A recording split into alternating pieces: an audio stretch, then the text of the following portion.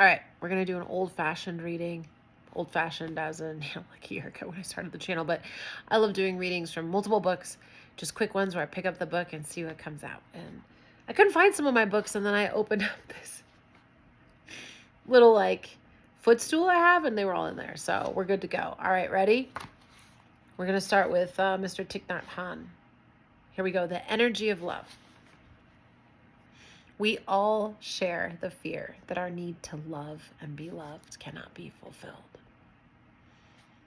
The fear of being lonely is always there in everyone. We have to recognize that fear and that need within ourselves. The practice is to look deeply into that kind of fear. To love is to offer understanding and comfort. God is love. It means God is understanding and comfort. We have to recognize that fear and that need. The practice is to look deeply into that kind of fear. So in other words, don't run from it. Don't band-aid it with friends and people and activities like, wow, let's like dive into it. I get this. To love is to offer understanding and comfort. Understanding is the source of love. We would feel miserable if no one understood us. And when someone does not understand us, he or she cannot love us. Without understanding, love is impossible. So the truth is that we need understanding and we need love. And we are looking for someone who can provide us with both. Interesting. Abraham would say it's ridiculous to think people should understand you. It's just not going to happen. Give it up, which I think is probably helpful because we get so attached to it. That's really what I'm going through at work. What I was just sharing about in the other video was like, nobody gets me. Nobody sees me. But my attachment to that need is really the issue, which Buddhism gets to. So I'm going to jump down. I have a feeling he'll say more. The teaching of the Buddha aims at helping us to generate the energy of love and understanding.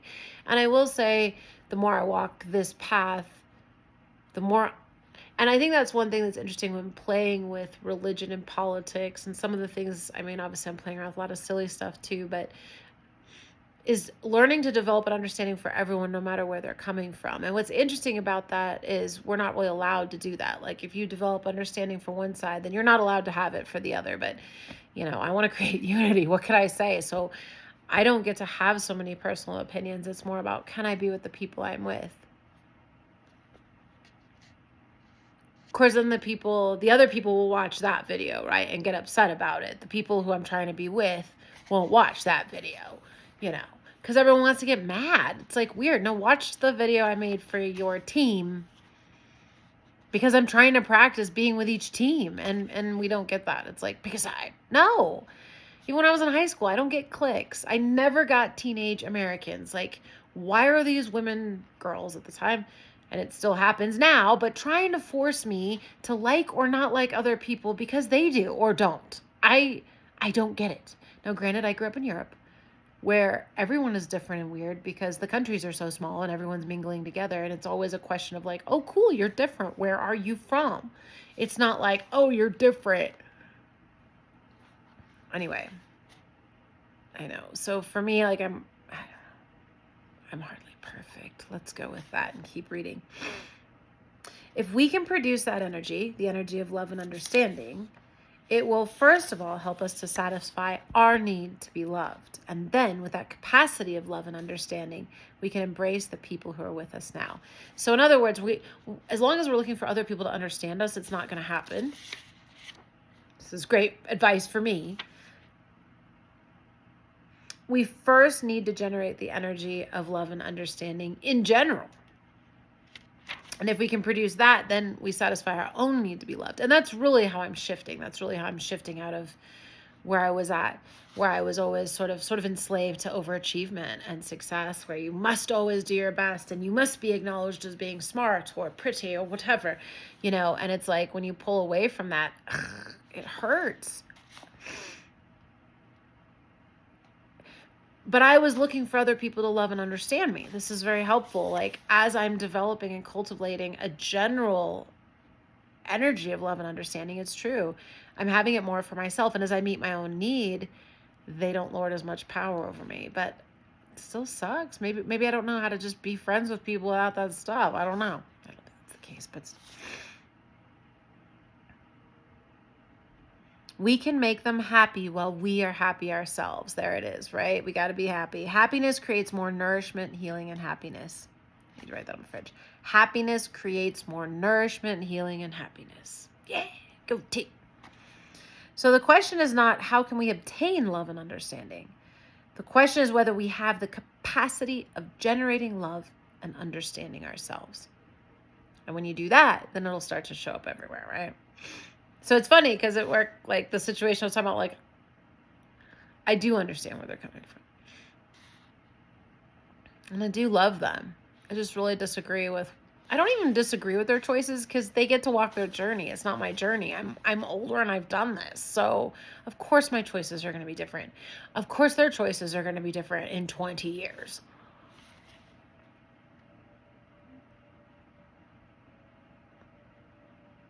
So the question is whether we have the capacity of generating love and understanding ourselves.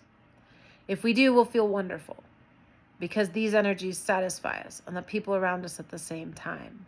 That is the love of the Buddha. True love is like that too. Loving one person is really an opportunity to learn to love all people. If you have the capacity to love and understand, you can do that now. You don't have to wait.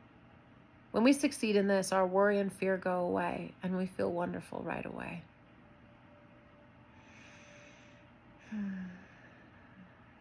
Do we have the capacity of generating love and understanding? True love is like that. Loving one person is really an opportunity to learn to love all people, to learn to look for what is lovable in each person. That's what I loved about that movie, Everything Everywhere All at Once. Power of love. Funny, I was just talking about that.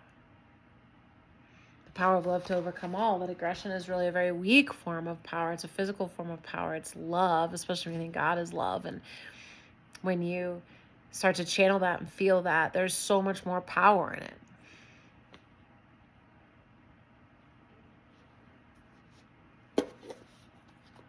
Right now, just being fully transparent, I feel like I should stop and start re-recording like I often do because I talked about myself too much. Sometimes I'll watch back and be like, good God, shut up.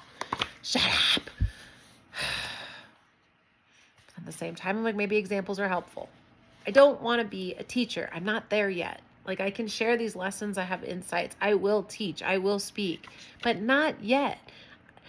I was starting to do them a lot and getting more like followers and it's like, not yet in the sense of like I can read to you and learn with you, but I'm not teaching yet. Anyway, let's just open it here and get a quote. This is Be Happy, right? We cannot put off living until we are ready. The most salient characteristic of life is its urgency, here and now, without any possible postponement. Life is fired at us point blank. I kind of don't agree with that. I used to live by that. But some people need that. That's the thing. These don't all apply to the same folks. Like, some people need a swift kick in the ass. Like, your life is happening. Get out there and live it. Like my husband. I needed, like, calm down. You need to, like, stop running. Here's another one. Have fun. Anything can change without warning. And that's why I try not to take any of what's happened too seriously.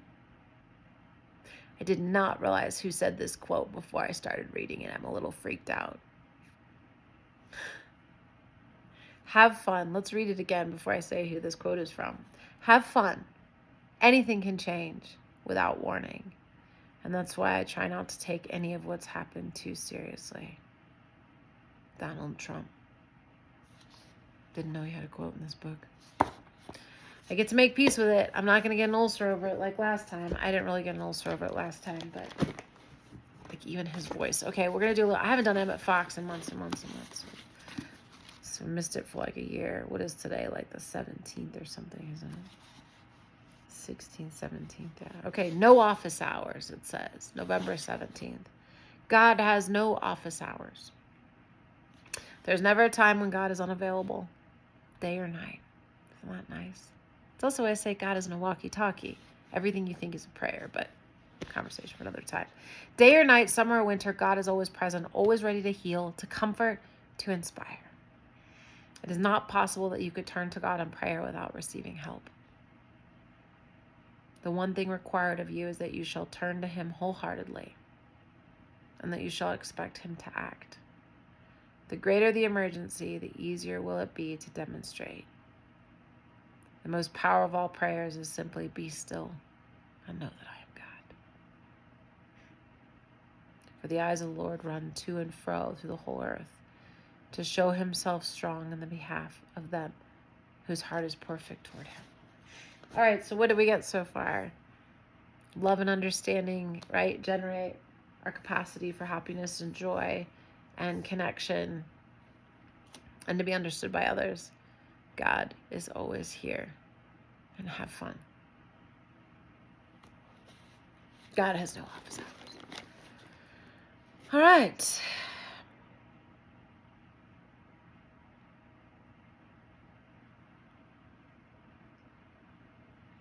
Let's try to dig into the Course in Miracles. Tone shift. I haven't read this in a long time. I might need a second.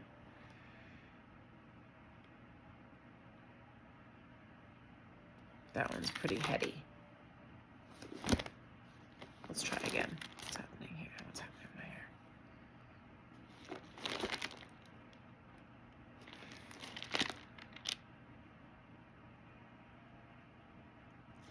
here? Vision depends on light.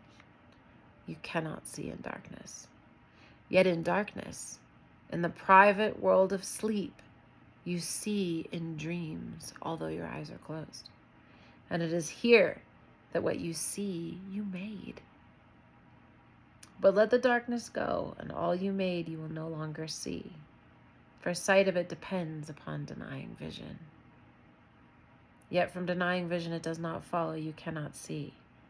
But this is what denial does, for by it you accept insanity, believing you can make a private world and rule your own perception. Yet for this light must be excluded. Dreams disappear when light has come and you can see.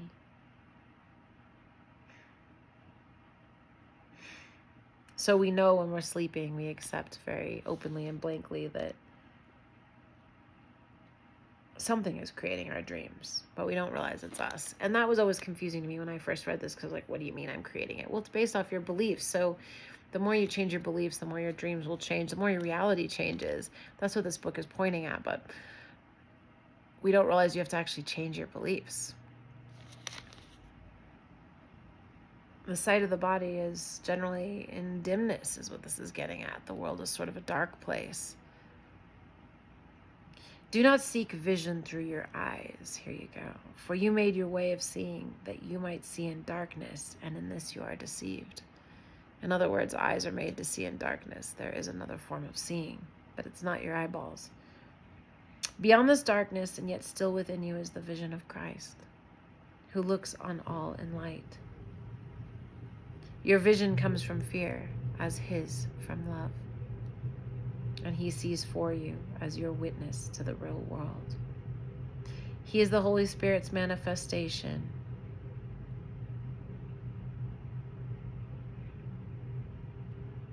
Is the vision of Christ. He is the Holy Spirit's manifestation, looking always on the real world and calling forth its witnesses and drawing them to you. He loves what he sees within you, and he would extend it.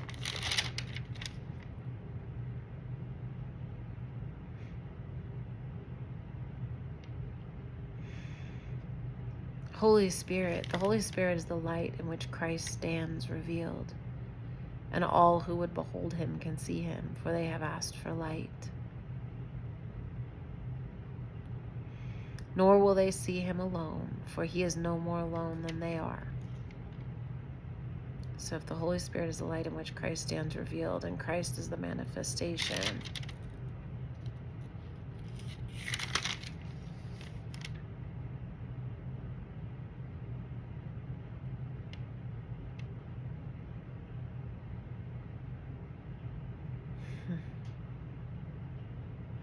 Because they saw the Son, they have risen him to the Father, and all this will they understand, because they looked within and saw beyond the darkness the Christ in them, and recognized him.